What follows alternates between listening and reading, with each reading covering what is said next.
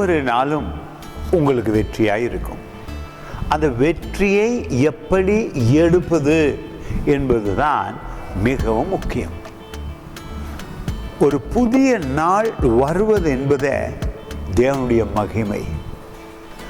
நாம் அவருக்கு உண்மையாக இல்லாவிட்டால் அவர் உண்மையாகவே இருப்பேன் என்று சொல்லுகிறாரே, அதுதானே அதிசயம். எத்தனையோ நாட்கள் தவறி விடுகிறோம். ஒரு புதிய நாள் பிறக்கும் பொழுதே அது அற்புதமான நாள்.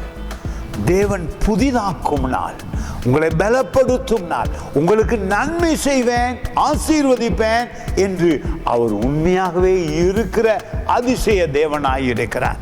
பாருங்கள், இந்த வார்த்தை சொல்லுகிறது புலம்பலில் 3ஆம் அதிகாரம் 23வது வசனம்.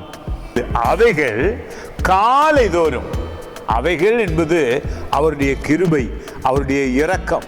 காலை தோறும், as we start the new day, புதியவைகள், உமது உண்மை பெரிதாயிருக்கிறது.